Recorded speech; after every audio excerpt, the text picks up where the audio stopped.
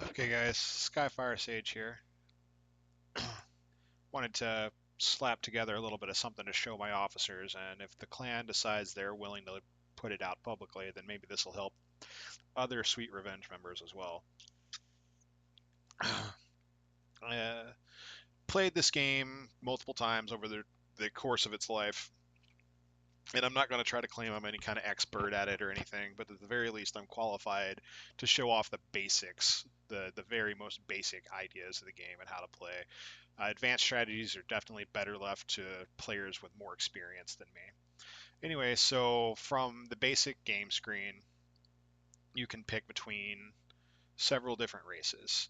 Humans get a 30% income bonus. Income in this game is defined as your turn based gold. Everyone gets 1 gold per soldier in their army, not counting mercenaries. Humans flat out get a 30% bonus to that. So if you have 10 units, then you get 10 gold per minute. Humans would get 13 gold per minute. It's a pretty significant increase.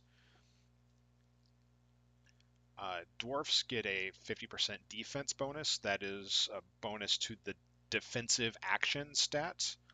And what that means is that when someone attacks them, they essentially get 50% more stats towards counterattacking to stop from losing their gold in the first place. It's a great race to play for defensive styles of banking and things like that, where you want to amass a huge amount of turn based gold through high unit production and econ so that you can sit on your gold. Elves get a 40% spy bonus, which makes it easier for them to recon people and sabotage. If you are the kind of player who enjoys harassing and trolling people, this might be the race for you. It'll make it a lot easier for you to recon people's gold and check their stats and things like that for other more offensive oriented players. And also, if the time comes for us to begin sabotaging other players, then you'll be a lot better equipped to do that. Orcs get a 35% attack bonus. What that means is similar to dwarves, they get a flat bonus to a stat, in this case, strike action, which is the ability to steal someone else's gold. So it's much easier for orcs to beat other people and take their gold than it is for the other races. That's pretty beneficial if you're the slaying player style like me, where you just want to beat everybody down and take whatever they've got laying around. You will be able to increase your SA much, much more quickly than the other races. And then finally, you've got undead, 50% fewer casualties, which is exactly what it says on the 10. When you get in a fight with somebody, you lose less soldiers. This is really good, especially later on in the age when your army size starts to get massive, because it will keep you from losing your turn-based gold build up from losing units. You are able to change race 3 times during the course of an age. So it may be advantageous to start off as a more stat oriented race until you build your stats up enough that you're ready to move to something else. For example, I think if you're willing to play actively, starting out as orcs could be really good. You'll be able to raise your SA early on very quickly. And then later on, when your army size increases enough that you're producing significant TBG, you might want to swap to dwarves to make it harder to lose that, or humans to increase your income even higher, or undead to, keep your stats or keep your TBG high even if we're getting attacked. So those are all the different races and different options. I'm not 100% sure. I know a few ages ago, it used to be there were other little stat bonuses besides that, like dwarves got a small gold bonus and a few different things. But I think with the start of this new era, that has been eliminated, but I'm not sure. Anyway, so when you log in, this is what you see. You've got your command center bar on the left with all of your different options, your personal user information. This is the people who have attacked me recently. They've got a few million gold off of me, not that big a deal. Uh, my personal army size and the specific numbers of troops that they have. I've got almost all attack soldiers, some mercenaries. Specifically, your army morale is how many troops you can expect to gain over time at the moment from clicking. We'll get into that in a minute. This is a notification from my commander. If you're in Sweet Revenge, you probably have this exact thing. And then, just some other general informations down here about your tech and things like that. I have no economy. Woo. And then your actual stats. I'm rank 614 on strike action. I have 11 million, almost 12 million SA, so that's pretty good. All right, so your actual things over here. We'll start with the armory because this is something that really needs to be stressed. You're at the top, you'll have your inventory, and you can see I have no defensive gear, just attack weapons, some spy stuff, and some sentry stuff. Anyway, you just very simply put in what you want to buy here of every different kind. Defensive tools, spy tools, sentry tools, and just hit buy weapons. So I currently have 155,000 gold, so let's buy 155 knives.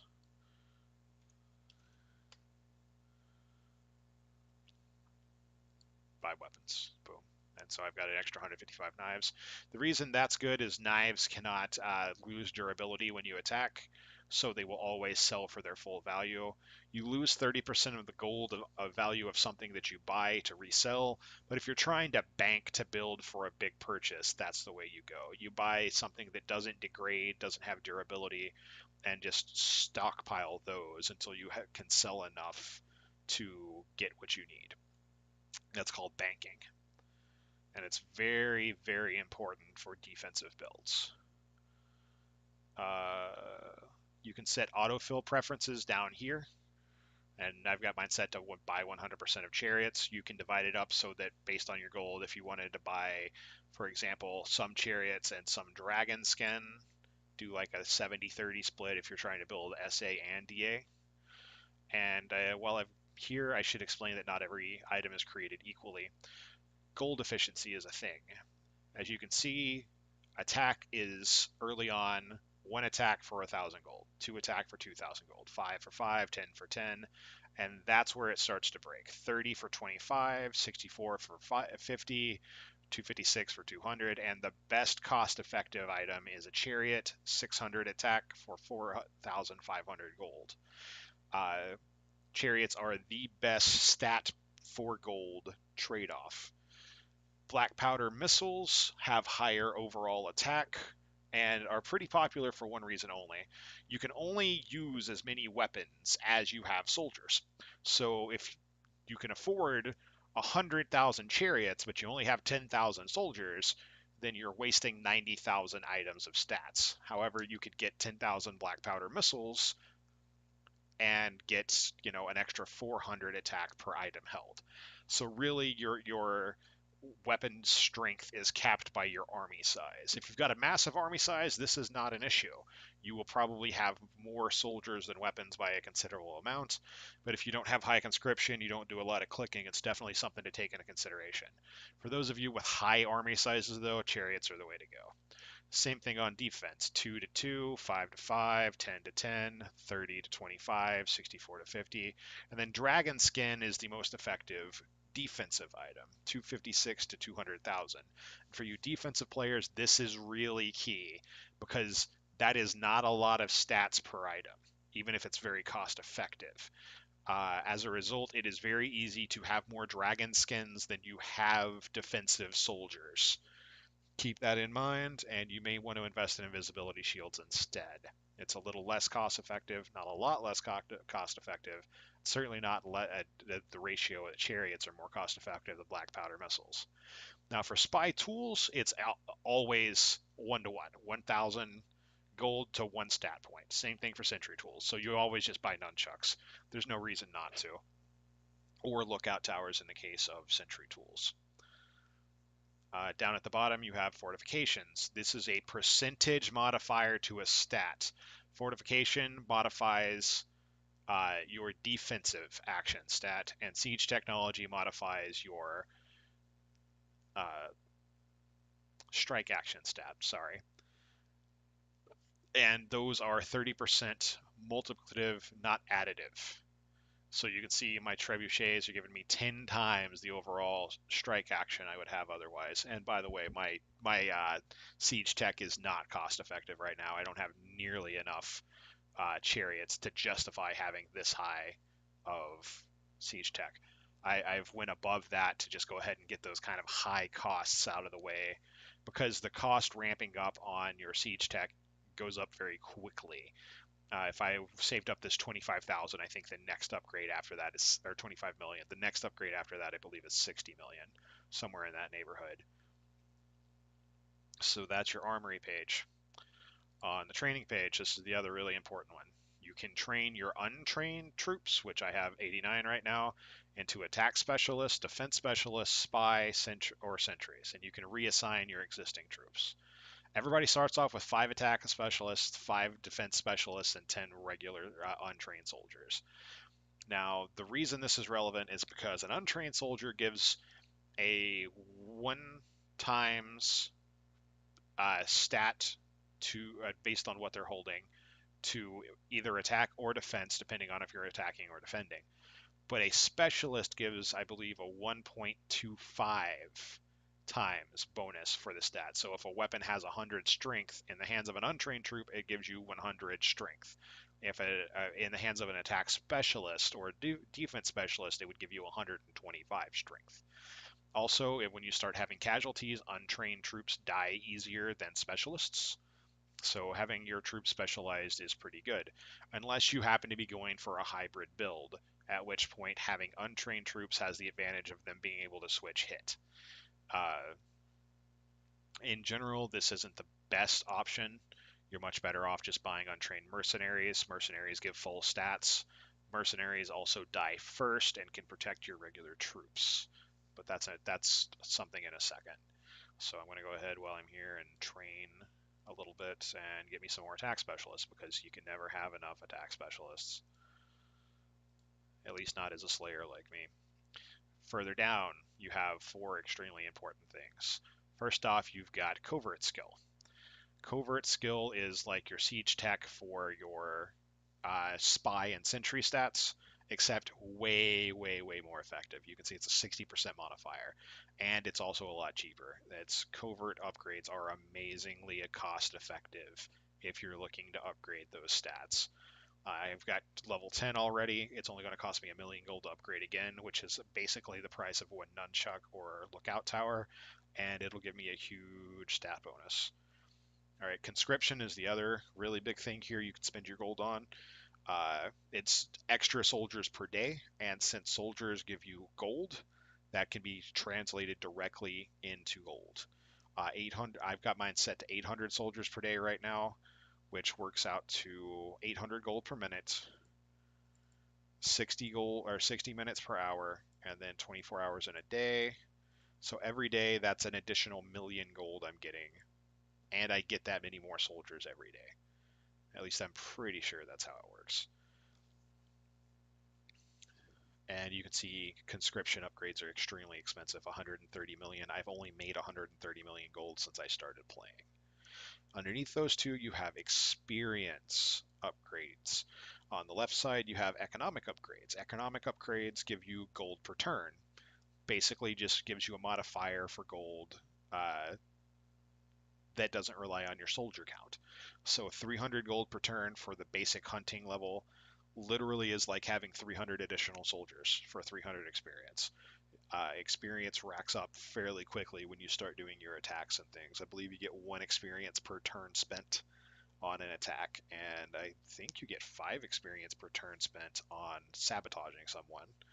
That's a fake sabbing strategy that should really be discussed by someone who knows more about it than I do.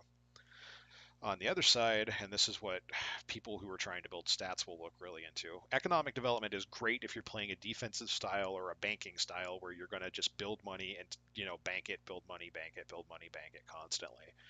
Because anything to increase your TBG is just amazing for that. Just really, really good. And economic increases are not super experience expensive.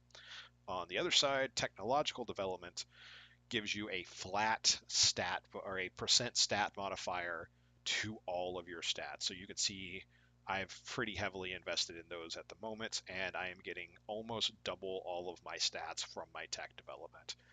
I've went pretty hard on that, and it's going to cost me 2,000 experience to upgrade it again. So it really comes down to which kind of playstyle you have. If you're going for a Sentry, a Sabotage playstyle or a Slaying Slip playstyle, you're probably better off with Technology. If you're going for more of a defensive playstyle, you may be better off with Economics. Let's see. Mercenaries, you have just the ability to buy mercenaries. You can see they're 4,500 gold for specialists and 3,500 for untrained. And you can have a maximum of 25% of your overall army as mercs. So we'll round it off to 8,000 total army size, total fighting force, which means I can have 2,000 mercenaries. I am nowhere near that. Right now, there's actually a lot of mercenaries available pretty much all the time, but later in the age, as people have extra gold that they're not trying to spend on stats, there will be no mercenaries available for anyone. Like, every hour, mercenaries upgrade or update to add, I think, 100,000 or bring it up to 100,000 available, and they will sell out instantly, like within a minute. Most of the time, mercenaries go offline. Just it's super insanely fast. And the other thing about mercenaries is, in addition to providing extra bodies and extra people to hold gear, they also die first, which is great because that keeps you from losing actual soldiers that give you turn-based gold. Uh, Mercenaries do not give TBG, so they do not count towards that building, your overall gold income. So then over here you have the ability to attack someone, and you just pick a target. And you can see if you have sufficient sentry, or excuse me, spy, you can actually see how much gold somebody has on hand without having to even look at them. Which is the reason I've actually increased my spy some. I can actually look at everyone here. Like, this guy's got 8 million. He's got 21,000 dwarves. I probably can't beat this guy, but I can recon him and see what's going on here. And 90,000 strike action, but I didn't actually get his defensive action. So we'll recon again. You can recon someone up to 25 times in a day. So only 1 million defensive action. I can easily crush that, and so I'm going to attack him. And I did 9 million damage to him. They suffered 21 casualties. He did 500,000 damage to me, and I stole 6.8 million gold. Super easy. And then I'm just going to go to the armory. I will auto buy chariots. You can see it's listed 15 chariots, and I'm just going to buy 15 more chariots for my guys to hold. Which is where we get into turns. You build 1 turn per minute during the course of a day. That gives you 1,440 turns per day. It costs 75 turns to attack someone like I just did. And so you will be able to get roughly 20 attacks in a day. It's slightly less than 20, but 20 attacks in a day. Go ahead and repair that. I don't like having not perfect gear, and for now I can manage that. So that's pretty much just how it goes. If you're playing with Sweet Revenge, we have some extra tools that can kind of help with that, and we may go into those in a later update. But for now, this is just kind of how the battlefield looks, and so you just take people's stuff. If your recon is not sufficient to check somebody's stats, you can always get an ally to do that for you, and then they can report back to you. This is super useful for being in MIRC with a clan or Discord. Sweet Revenge has a Discord channel. You can talk to somebody who might have better spy than you to be able to determine somebody's DA or how much gold they have on hand, just in case you're not. And this is really useful as a new player. Let's see, what else is going on over here? Conquest. This is super important. So a conquest is basically a fight versus an NPC. It costs 10 turns, so far less than for attacking someone, and it also doesn't produce very much money.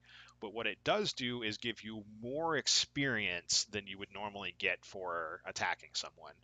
So I didn't happen to see how much experience I had before that last attack. Uh, Actually, you know what? Real quick, let's go find out. Let's go find another good target and steal somebody's gold. And what's this guy got? Recon. Didn't find his DA. Recon again. 400,000. So yeah, we're just going to take his 5 million real quick. Go buy some more centuries. We just absolutely crush him because I have really good SA. So we had 500. Oh, and now we got 675 experience. So we got more than I expected. Nice. So not sure what the ratio is on that. We went down, yeah, 895 turns. So I guess you get 1.75 experience. No, like okay, I don't understand completely how that works, but that's okay. I don't have to. I can tell you exactly how conquests work. So the first time you beat somebody on a conquest, which I don't think I'm strong enough to beat the Wraiths, unfortunately. Oh no, it says 14 million. Yeah, I should be able to beat them. So, oh no, the Wraiths kicked my tail. I did 9 million. They did 14 million. That's just bad RNG, unfortunately. And I got 50 experience. So for 10 turns, I got 50 experience. That's a pretty good ratio, 5 to 1. Uh, and you also normally get gold, and I can show that by beating the lower tier ones. 50 experience for beating the goblins again there. And I got 11,000 gold. See, and that's the thing. I guarantee you that the gold I got for beating the goblins there probably doesn't even pay my repair bill. Oh no, it did. I have low repairs at the moment. That's good. Uh, so yeah, you can easily build experience here for a while, but after you do the conquest so many times, the experience reward starts going down. So still got 15 there. But like if I go back and do gnomes again, I've beat them 49 times and only getting 23 experience. So the optimum number of times to do a conquest is 48. After 48, it stops being more effective than just attacking people. So I could go beat the goblins and the ogres some more times and then come back and do this some more. But that's, just demonstration. Your attack log here will just show you your recent attacks and attacks on you. If you ever have any questions about that, this will be super important if you have a battlefield dispute. Something crazy happens, somebody attacks you when they shouldn't. You need to get in contact with a battlefield mod for your clan, and you can give them a screenshot of your battle log, your attack log, and say, this is what happened. And they can look at that and go, okay, well, this isn't right, and we need to talk to the other guy. Typical bad manner things that can happen if you attack somebody for less than 30 minutes of their turn-based gold. So, for example, I make about, I think, 600,000 gold per hour right now. So if you attack me for less than 300,000 gold, that's considered bad manners. You should always follow up a bad attack like that with an apology. Typically, players do it by accident. You'll hit somebody, like somebody's holding a lot of gold, and you'll attack them, and somebody attacked them right before you did. That's actually pretty common, especially for people holding a lot of gold. And as a result, you will end up stealing very little. So if they had like 10 million, somebody else took 9 million from them, you might only get a couple 100,000, and it's well below what they earn in 30 minutes. And if that ever happens, you should immediately send them a message in game and tell them, hey, I'm sorry, this is what happened. And you can see I've had to do that a couple of times. It does happen, even to experienced players, because you can't always predict what other people are going to do as far as attacking goes. Another bad manner thing, do not ever, for any reason, use the raid option. If you click here, it'll say you can attack now, raid now, sap now, recon. Raiding is an act of war. You should only do that on people that you are actually trying to be aggressive to and hurt. It takes less turns to raid someone, and you steal less gold, but it does the same amount of repair damage to their gear. Uh, at it also raises your repair costs at the same rate. But because it doesn't use up as many turns, it's much easier to raid someone to death. That is a super aggressive action, and will pretty much 100% be punished by any clan.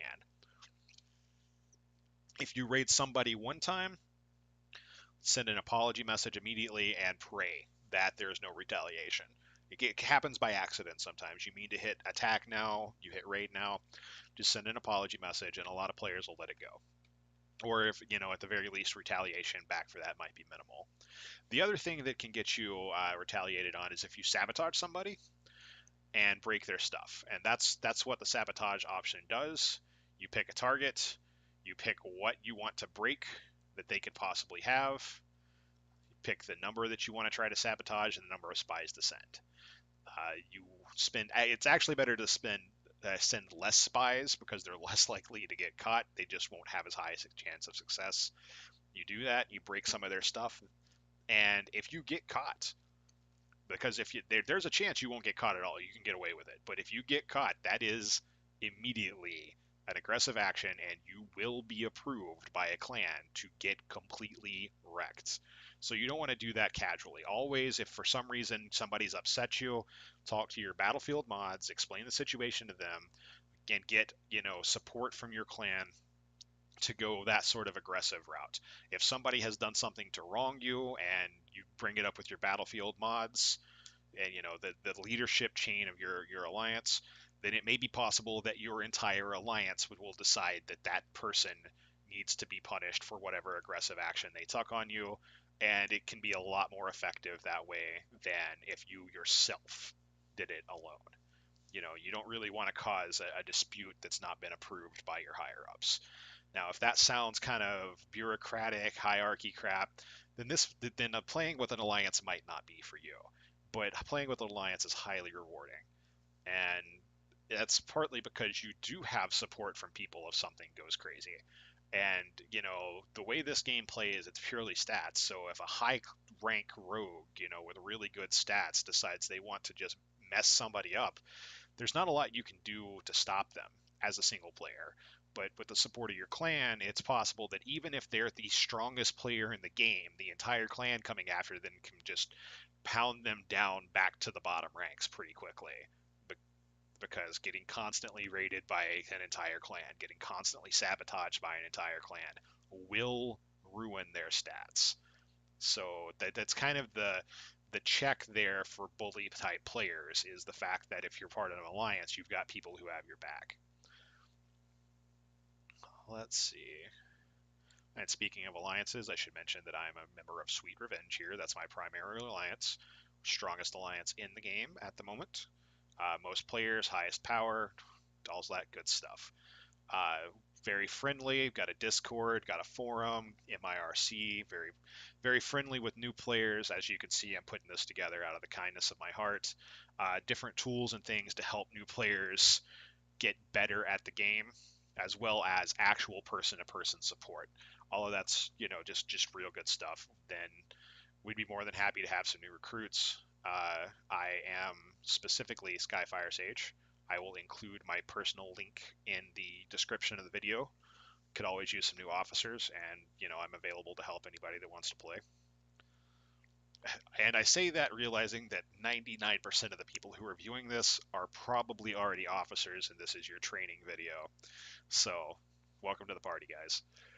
If you have any other questions about that, absolutely DM me on Discord or comment on the video. I'll do the best I can to help you. The only other thing I've got here, intelligence is your intelligence log. You can pull up stats that you've already viewed.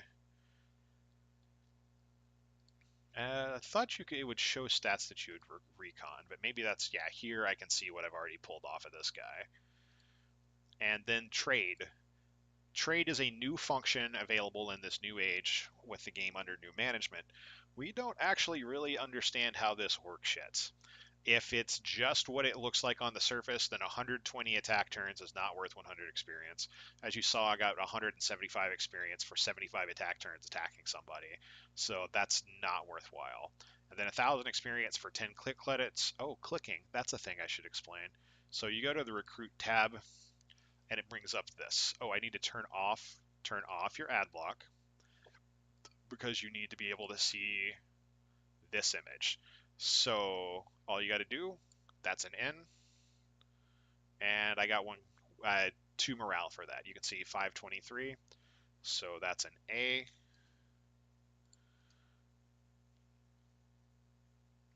And still 523. K, 525. There we go. Because that ticks down over time. A, again, there are better ways to do this, but I've just kind of set up for the most basic at the moment. Let's see. There we go. Get some speed going. That's an N. That's an I. And so, yeah, every one of these that you enter here up to 2,600 per day gives you army morale. And with your morale high, you will gain soldiers over time, which is why my army is so big, despite the fact that I've only been playing for about 36 hours now, I think. And you can see I'm already up to 9,000 soldiers because I've been clicking like crazy. I've been keeping the clicker maxed out every day. And, that's building up my fighting force, which is building up my turn-based gold. All right, and I think that's a good stopping place for now. Got this slapped together pretty quick. Turn my ad block back on. I'm sure I'm forgetting something, but this is a really basic overview of the game, just to kind of help players get started. All right, thanks folks, and I'll probably upload more in-depth stuff later.